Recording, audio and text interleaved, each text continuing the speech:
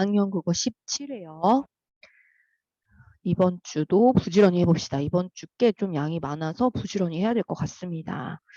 자, 여기서 보면은 이 128쪽인데 시우가 쓴 독서 감상문, 무슨 책을 읽고 나서 어떤 책을 읽고, 여기서는 세시풍속이라는 책을 읽었어요. 그리고 여기서 보니까는 우리 조상들이 빼먹지 않고 일상생활에서 이렇게 지켜오던 1년 동안의 세시풍속을 담은 거예요. 세시풍속이라 하면 명절 같은 건데, 작은 명절도 있고 큰 명절도 있는데요. 그런 명절에 어떤 놀이를 하고 어떤 음식을 먹고 이런 거예요. 근데 이제 이 책에서는 봄, 여름, 가을, 겨울, 이것을 대표하는 말은, 이것을 다 포함하는 말은 계절이겠죠. 이런 계절 동안에 어떤 세시풍속이 있는지를 봤는데요. 인상 깊었던 거. 이 이제 독자가 시우라는 애가 이 책을 읽고 인상 깊었던 게 동지라는 명절의 풍속이 인상이 깊었대요. 뭔가 기억이 잘 남았나 봐요. 팥죽을 끓여 먹었던 거. 이거요. 이제 3번 내용과 관련이 있는 겁니다. 자, 그리고 나서 여기서는 옛날 사람들은 이 팥이라는 색깔이 약간 나쁜 귀신이 팥을 싫어한다고, 그 색깔을 싫어한다라고 생각한 것 같아요. 그래서 피 색깔이라고 생각한 것 같아요. 그래서 팥죽을 먹는 풍습이 생겨났습니다. 자, 1번에 책에 담긴 내용, 우리 조상이 지켜오던 1년의 세시풍속. 5번입니다. 자, 기억을 모두 포함하는 말, 봄, 여름, 가을, 겨울을 모두 포함하는 말은 계절이라고 볼 수 있죠. 그 다음에 언제 풍속이 인상 깊었냐? 동지입니다. 풍습은 무엇에서부터 시작되었냐면 병을 옮기는 나쁜 귀신을 못 오게 하려고 팥죽을 집 앞에 뿌리던 것이라고 생각을 했고요. 그 다음에 이제 동지가 이야기가 재밌다라고, 거기에 담긴 이야기가 재밌다라고 봤는데, 여기에서 동지라는 날이 낮이 다시 길어지기 시작하는 날이었어요. 그래서 태양의 기운이 살아난다. 다시 살아난다. 이렇게 생각을 한 거예요. 5번 내용과 관련이 있고요. 그래서 보니까 기운이 다시 살아난다. 왜냐하면 낮이 길어져서 4번입니다.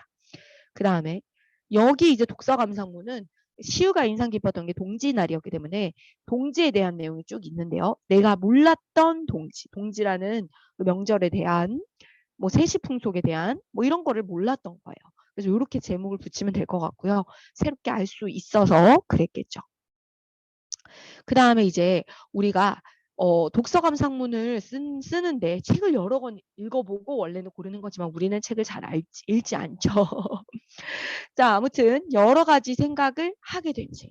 뭔가 이렇게 새롭게 안 내용이 많은 책을 골라서 독서 감상문을 쓰면 좋습니다.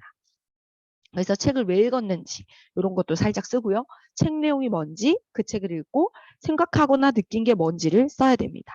자, 그 다음 쪽으로 넘어가서, 자, 어머니의 이슬을 털어주시던 친절한 어머니에 대한 내용이 있는데요.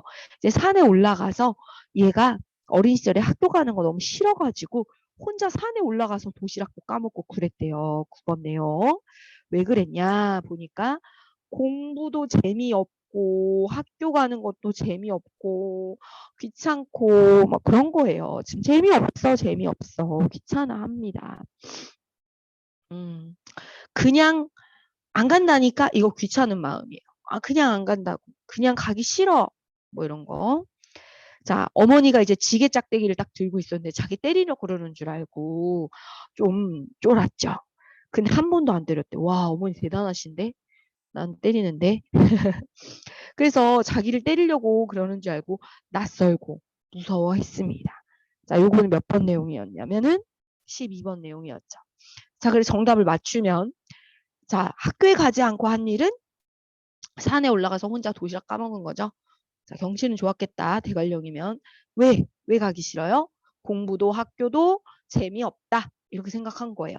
그래서 학교 안 간다니까 귀찮고 짜증나는 마음이었죠. 그 다음에 12번에 왜 멈칫거렸냐면은 낯선 어머니의 모습이 날 때리려는 줄 알고 무서워한 겁니다.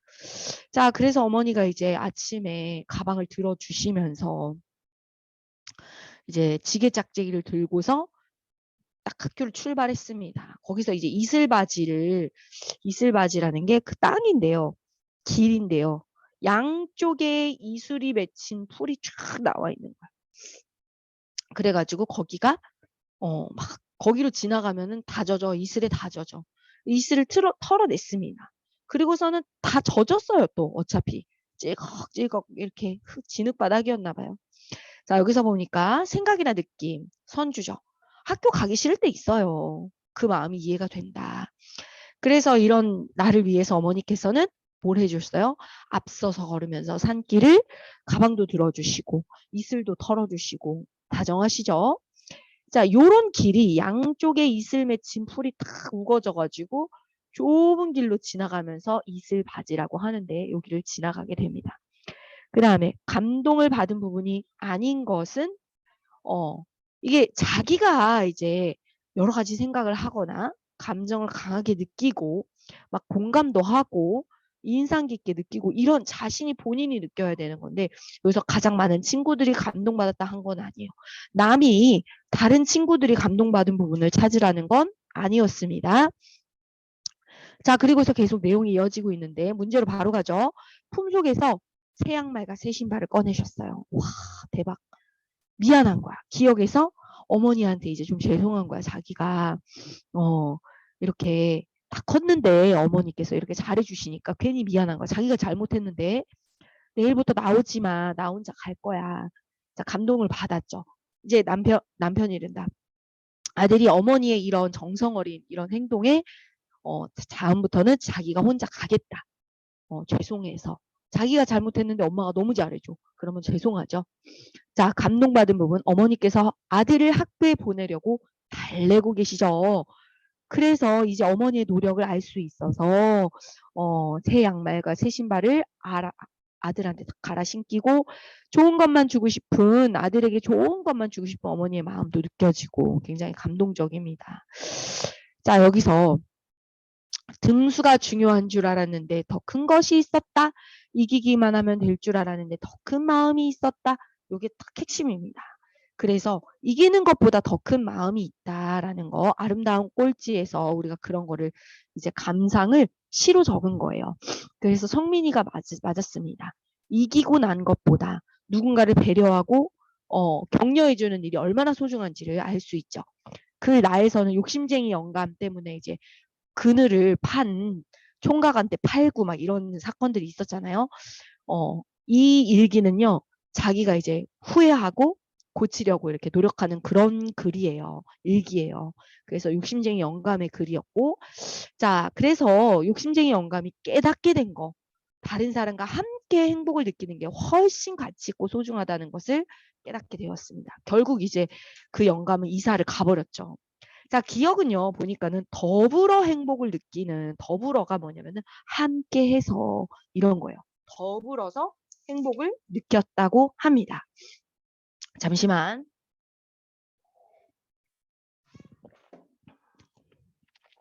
자, 그리고 나서 여기 보니까 초록고양이 저번에 나왔었는데 내용이 요거 감동받은 부분입니다. 냄새로 찾아서 엄마한테 이렇게 애정이 있다는 거죠. 애정이 있다. 25번과 관련 있는 거였어요. 한번 바로 문제로 보도록 하죠. 엄마를 찾을 수 있던 거 관심이 있고 애정이 있으니까 엄마를 안 좋아하는 사람은 없어요. 아니 뭐안 좋아하는 사람 있다고 막 말하려고 그랬지. 아니야. 엄마가 진짜 좋아. 정말 고맙다. 꽃다미에게 정말 고맙다고 한 까닭은 가족의 소중함을 일깨워줘서 고맙다. 이렇게 됐고요. 선생님이 감기가 걸려서 목소리가 이래요. 자, 여기서는 어떤 형식? 만화로 표현할 수 있겠다. 나도 만화의 장면이 떠올랐는데 장독이 쫙 있고 초록색 고양이가 얼마나 특이한지 그리면 재밌을 것 같아요. 자, 책을 읽고 가 같은 경우는 앞쪽에 있었는데 시의 형식으로 썼죠. 그 다음에 나에서는 욕심쟁이 그 영감이 되어서 일기 형식으로 썼고 세 번째 이제 여기서는 지금 편지 형식으로 썼어요. 어이구 미안해 흔들렸지. 자, 시 앞쪽에 있었고 일기 편지 형식으로 썼다. 형식이 이렇게 글의 형식이 달랐습니다. 자, 투발루라는 섬이 있었는데 그곳에서 투발루라는 고양이도 살았다. 그 지역 이름을 고양이한테 이름을 붙여준 거예요. 함께 밥도 먹고 잠도 자고 노래도 불렀어. 근데 수영은 가르쳐주질 않았어요. 다른 건 다 함께 했는데 30번 내용입니다. 그런데 이제 무슨 일이 있었냐면은 바닷물이 그 집 마당으로 들이닥친 거예요. 이게 무슨 일이야. 어머나 어머나. 물이 차오르면은 사람이 살 수가 없죠. 왜냐면은 지구가 이제 물이 차오르기 시작하면 섬이 없어지고 있었어. 왜? 더워져서. 환경오염 때문에 빙하가 녹아내리고 있었대요. 자, 그래서 기억과 바꿔 쓸 수 있는 낱말은 한가운입니다. 한복판에 넓은 바다 한복판 한가운데 이 말입니다. 아주 정중앙을 말하는 거예요. 자, 얘는 수영하기는 같이 안 했어. 고양이 투발루랑 수영하기를 같이 한 건 아니었습니다. 로잔의 가족한테 보름이 되었을 때 바닷물이 마당으로 들이닥쳐서 왜 그랬냐면 지구가 더워져서 빙하가 녹아내려서 그랬습니다. 자, 그리고 나서 여기에서 바닷물이 이제 자꾸 불어난 거야. 바닷물이 자꾸 불어나서 물이 잠기게 된다고 했습니다. 이게 그래서 그 가족이 그 섬이 없어진 거라서 이제 이주를 해야 됩니다. 그리고 무슨 일이 있었냐면은 투발루를 데려가자. 근데 투발루를 못 데려간 거예요. 애원을 했으면 얼마나 간절하죠? 얼마나 간절히 애원을 했는지 투발루라는 고양이를 데려가고 싶었어요. 자, 물에 잠기는 거는 2번이죠. 나머지는 생각에 잠기고 슬픔에 잠기는 건 뭔가 머릿속에서 그 생각으로 가득 차고 슬픔으로 가득 차고 감정이 가득 찬 거 그게 잠긴 거죠. 자, 그 다음에 투발루 섬을 떠나야 하는 이유는 자꾸 바닷물이 불어나서 그렇습니다. 5번이에요. 자, 35번에 로자의 마음은 간절했죠. 그 다음에 여기에서 어떤 마음이 들었겠어요. 이렇게 헤어지게 되는 이 상황에 너무 공감을 해줬습니다. 친한 친구가 멀리 전학을 가서 못 만나고 투발루랑 이제 헤어지게 되고 이런 상황이 비슷하죠. 비슷한 상황이 공감이 되는 거지. 그리고 뭔가 후회를 했습니다. 뭘 후회했죠? 수영을 가르칠 걸 그랬어. 수영을 가르치면 같이 갈 수 있었을 텐데 이렇게 생각을 한 거예요. 그리고 사람들이 환경을 더 이상 오염시키지 않으면 다시 돌아올 수 있다고 생각을 했습니다. 39번, 여기는 37번. 저는 투발루와 함께 살고 있어요. 얘는 고양이죠. 얘는 섬이고. 섬 투발루에서 고양이 투발루와 함께 살고 싶어요. 이렇게 생각했어요. 38번 내용이었어요. 로자가 후회한 것은 5번. 수영을 안 가르친 거. 그 다음에 간절히 빈 소원은 4번. 함께 살고 싶다. 그 다음에 이루어질 수 있도록 하는 방법은 사람들이 환경 오염을 시키지 않는 것.